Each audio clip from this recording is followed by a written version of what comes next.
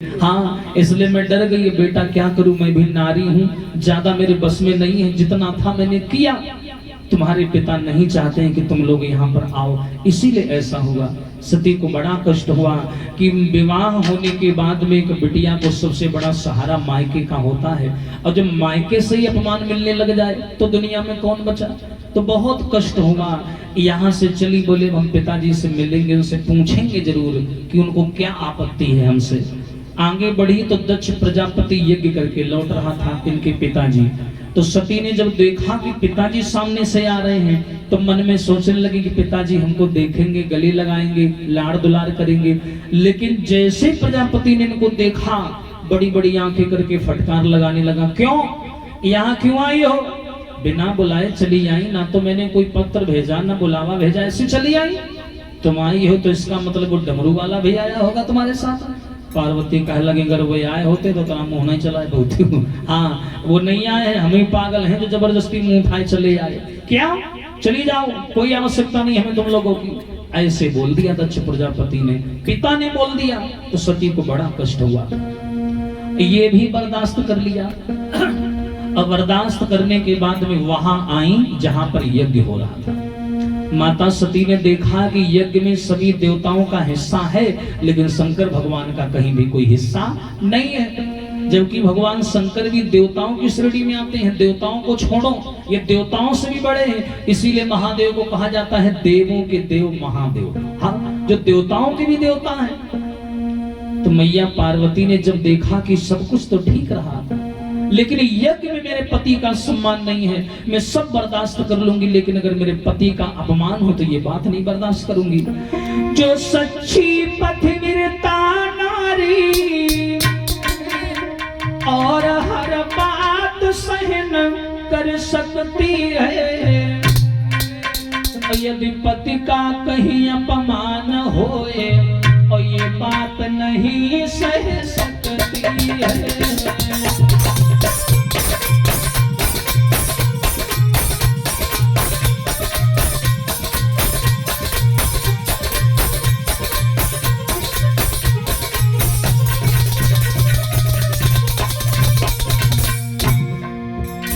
मैया सती ने दिमाग लगाया, जो सच्ची पतिव्रता नारी होगी समाज के लोगों को हर बात बर्दाश्त कर लेगी, लेकिन अगर कहीं पति का अपमान हो तो ये बात बर्दाश्त नहीं हो।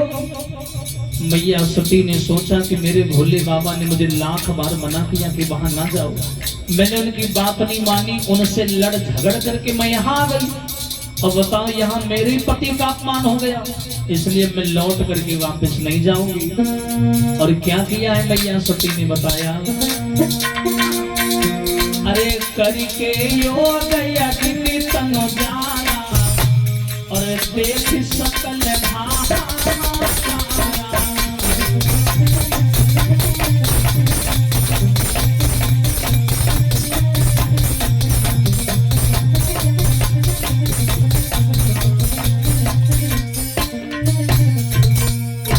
इन्होंने सोचा मैं कौन सा मुख लेकर के कैलाश पर्वत जाऊंगी। मेरे भगवान शंकर ने मुझे कई बार समझाया कि वहां ना जाओ, मैंने एक बात नहीं मानी। अब मैं यहाँ आ गई, मेरे पति का अपमान हो गया, अब मैं लौट करके यहाँ से घर वापस नहीं जाऊंगी, क्योंकि भगवान शंकर ने आजीवन मेरा त्याग कर दिया है। यहाँ दो बातें उत्पन्न हो गई, एक तो भोले बाबा का अपमान देख लिया सती ने, इस वजह से कष्ट हुआ, और दूसरा सती सोचने लगी कि मेरी जिंदगी तो पहले से ही खराब है, क्योंकि भोले बाबा हमें अपनी पत्नी तो मानते नहीं है, माँ मानते हैं। हाँ, तो मैं काम करूं, अपना शरीर समाप्त कर दूंगी मैं, और अगला जन्म लेकर के जब मैं आऊंगी तब भोले बाबा की पत्नी बनूंगी, क्योंकि इस जन्म में तो भगवान शंकर ने मेरा हमेशा हमेशा के लिए त्याग कर दिया है, कुछ नहीं हो सकता। तो मैया सती ने दोनों हाथ ऊपर की ओर उठाए, और उठाने के बाद में पैर के अंगूठे से अग्नि को निकाला। करके योग अग्नि तम जारा, देख सकल हाहाकारा। योग करना शुरू कर दिया। योग यानी योग जोड़ता है, मनुष्य को जोड़ता है योग। इन्होंने योग किया, आग निकली और पूरा शरीर सती मैया का जलने लगा। जब सती का शरीर जलने लगा वहां हाहाकार मच गया। लेकिन सती जी ने मरने से पहले एक वरदान मांगा भगवान विष्णु से कि मुझे मरने से पहले एक वरदान दे दो। क्या? कि मुझे अगले जन्म में भोले बाबा की ही पत्नी बनाकर भेजना। जन्म जन्म यह रगर हमारी और परम संभ न रहूं कुंवारी। मैं भोले बाबा के अलावा किसी और को प्राप्त करना नहीं चाहती। जब इनका शरीर जलने लगा तो भोले बाबा के दोनों गढ़ जो साथ में गए थे ये ऊधम मचाने लगे, चिल्लाने लगे। तो भृगु ब्राह्मण ने दोनों को इतना मारा कि दोनों बेचारे रोते रोते कैलाश पर्वत आए। और आकर के भगवान शंकर ने जब दोनों को अकेला देखा तो प्रश्न कर दिया कि क्यों, सती मैया कहाँ है? तो दोनों रो करके बोले बाबा बड़ा गजब हो गया। बोले क्या हुआ? बोले हम मैया वहां पहुंचे, उनकी सगी बहनों ने उनका अपमान किया, पिता ने भी उनका अपमान किया, देवताओं ने भी उनका अपमान किया। जब सब लोग एक हो गए, माँ अकेली हो गई। तो जानते हो बाबा अब क्या सोचो त्रिपुरारी, और मैया गई स्वर्ग सिधारी। क्या सोचो त्रिपुरारी, मैया गई स्वर्ग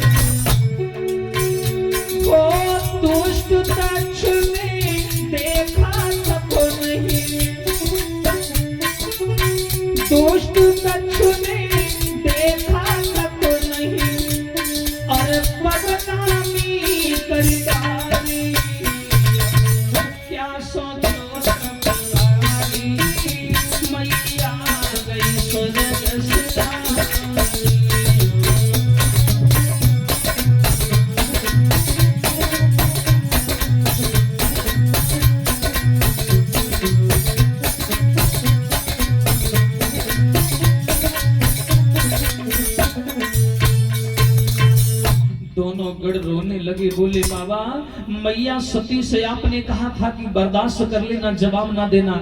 मैया ने किसी को भी जवाब नहीं दिया, लेकिन जब यज्ञ में आपका अपमान देखा तो एक पतिव्रता स्त्री के नाते वो अपमान उनसे बर्दाश्त नहीं हुआ और उन्होंने अपना शरीर अग्नि में जला दिया। भगवान शंकर ने ये शब्द सुने, आंखें उनकी लाल लाल पड़ गई, तरंगे लाल हो गई, भ्रकुटी तन गई, होंठ कांपने लगे। और याद रखना समाज के लोगों, संसार की तीन ही शक्तियां हैं। हाँ, तीन गुण हैं, रजोगुण, तमोगुण, सतोगुण। तीन देव हैं, ब्रह्मा विष्णु महेश। वैसे पंचदेव माने जाते हैं, लेकिन मुख्य तीन है, ब्रह्मा विष्णु महेश। रचयिता है ब्रह्मा जी, पालन करता है विष्णु भगवान, और संसार के विनाशकर्ता कौन है? भोले बाबा।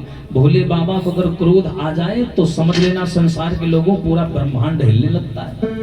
शंकर जी को रत्ती भर क्रोध आया, इतने में भैया इंद्र का सिंहासन हिलने लगा। भगवान शंकर ने कहा ये समाज आज से नहीं, शुरू से नारी की विरोधी बनी चली आ रही है।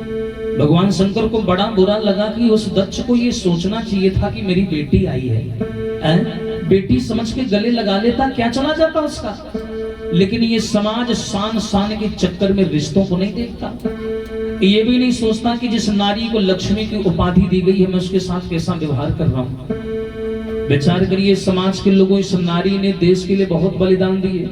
ये सर पे अंगोछा डाल करके चलने वाले हमारे भाइयों ने तो देश के लिए बहुत कुछ किया, लेकिन ये घूंघट में पलने वाली हमारी माताएं बहनें किसी से कम नहीं रही हैं। हाँ, ताली एक हाथ से नहीं बजती है। जब नारियों का और पुरुषों का दोनों का सहयोग एक हुआ है तब हमारा भारत यहाँ पे पहुंचा है। हाँ, और सबसे बड़ी बात है कि इस समय वर्तमान समय में हमारे देश के राष्ट्रपति भी एक महिला है। हाँ, विचार करिए, इस नारी ने समाज के लिए बहुत कुछ किया। नारी दर्शन शास्त्र में नारी कहती है कि मैंने समाज के लिए क्या क्या किया, लेकिन इस समाज ने मुझे कभी सम्मान नहीं दिया। जानते हो नारी ने समाज के लिए क्या क्या किया? नारी कहती है कि मानो तो मैं एक शक्ति हूँ, ना मानो तो या बोला नारी, मानो तो मैं एक शक्ति हूँ, ना मानो तो या बोला नारी, मानो तो मैं एक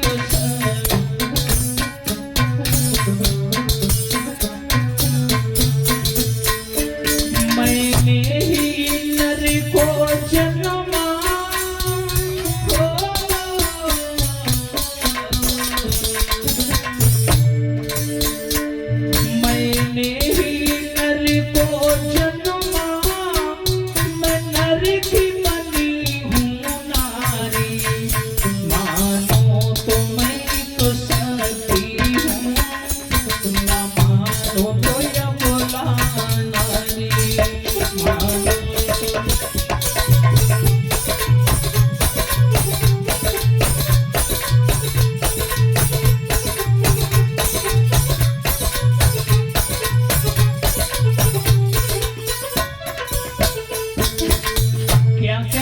अपने देश के लिए। तेरा ध्यान देना भैया, मैंने ही सीता बनकर रावण का गर्भ मिटाया। रावण को ये लगा कि सीता एक बनवासी के साथ घूम रही, इतनी सुंदर होकर मैं अपने यहाँ ले जाऊंगा। महल है, मैं राजा हूँ, सारे सुख हैं, 10 दिशाएं मेरी गुलामी करती हैं। रावण को लगा सीता मेरी पत्नी बन जाएगी, लेकिन वो प्रयास करके हार गया। लेकिन माता सीता ने उसकी ये इच्छा कभी पूरी नहीं होने दी। इतने साल अपने पति से अलग रही, लेकिन मजाल है कोई उनके धर्म को भंग कर देता। और आज अगर पति की जरा भी अनुपस्थितियां मिल जाए तो नारियां जाने क्या क्या कर जाती हैं। अगर पति जरा सा भी 2-4 महीने के लिए बाहर चला जाए, ना जाने क्या क्या कर जाती हैं। विचार करिए, एक वो समय था, माता कह रही है, आज की नारियां नहीं, प्राचीन नारियां कहती हैं नारी दर्शन शास्त्र में कि हमने देश के लिए क्या क्या किया। बताया, मैंने ही सीता बनकर रावण का गर्भ मिटाया। और भैया, मैंने लक्ष्मी बाई बनकर गोरों को मार भगाया। मैंने लक्ष्मी बाई बनकर,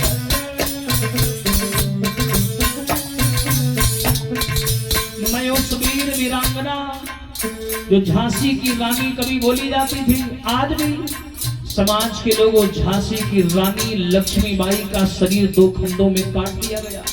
2 खंडों में शरीर आधा अलग हो गया। लेकिन लक्ष्मीबाई ने अंग्रेजों से लड़ना बंद नहीं किया। उन्होंने हजारों कष्ट सहे, लेकिन अंग्रेजों को अपना शरीर छूने नहीं दिया। विचार करो, आज क्या संभालेंगे ये तलवारें, इनसे अपना दुपट्टा नहीं संभाला जाता। विचार करो, क्या संभालेंगी तलवारें। मैंने ही सीता बनकर रावण का गर्भ मिटाया। मैंने ही,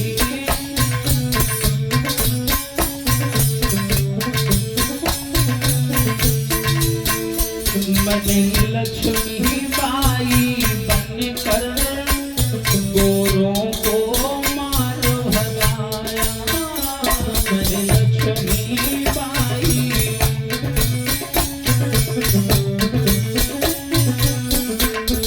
लेकिन प्यारे, मैं 3-4 नाम आपके सामने लूंगा उन ऐतिहासिक नारियों के। एक बार उनके इतिहास को पढ़ के देखना। कौन सी नारियों के? कभी बनी अहिल्या तारा,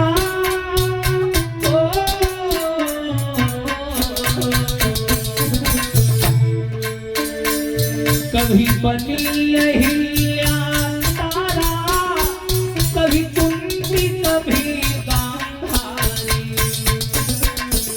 मैंने 4-5 नाम लिए, कभी अहिल्या, कभी कुंती, कभी तारा, कभी गांधारी। इन चारों के इतिहास को एक बार पढ़ करके देखना। इन चारों नारियों ने देश के लिए, समाज के लिए कितना कुछ किया और कितना बर्दाश्त किया। मानो तो मैं तो सती हूं, न मानो तो ये बलात्कारी। मानो तो मैं तो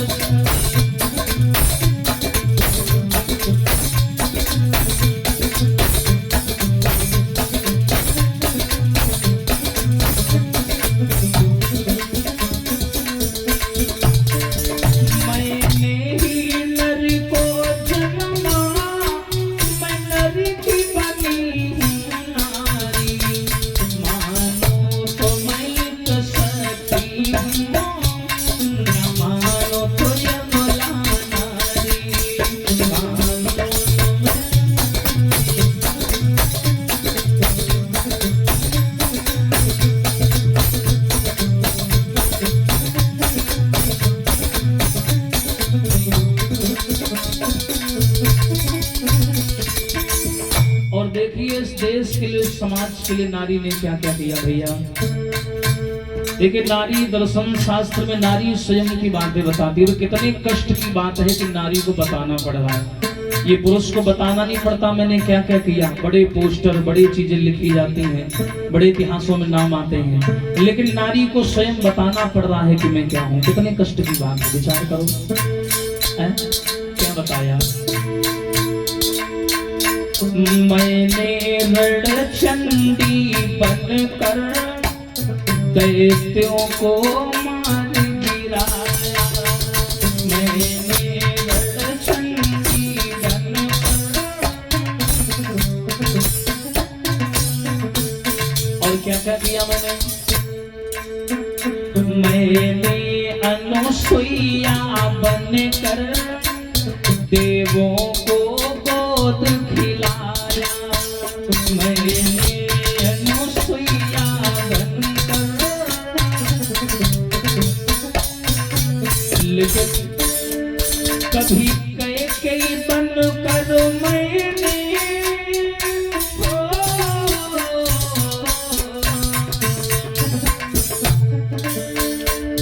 कभी कई बनकर मैंने ले लई बदनामी सारी।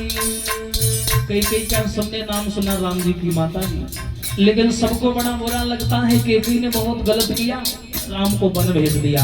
लेकिन मालूम है केकई ने राम से क्या कहा था, हे राम अगर तुम बन जाओगे तो बेटा कुछ बन जाओगे। बात को समझना, केकई ने कहा हे राघव अगर तुम बन जाओगे तो बेटा कुछ बन जाओगे। तो आज अगर राम का इतना विशाल चरित्र हम आप लोगों को सुनाते हैं, और पूरे भारतवर्ष में नहीं बल्कि विदेशों में भी जहां राम की कथाएं होती हैं और राम का चरित्र सुनाया जाता है, तो इसकी सबसे बड़ी वजह और सारा श्रेय सारा क्रेडिट अगर किसी को जाता है तो वो जाता है मैया केकई को। अगर केकई ना होती तो राम मर्यादा पुरुषोत्तम राम नहीं बन पाते, तो राम राजा बन के रह जाते। भाई राम को वन भेजने वाली कौन, केकई। और जब बन गए तभी तो उनका नाम दुनिया में हुआ कि राम कैसे रहे 14 वर्ष कष्ट उठाए। मानो तो मैं एक सखी हूँ, ना मानो तो या बोला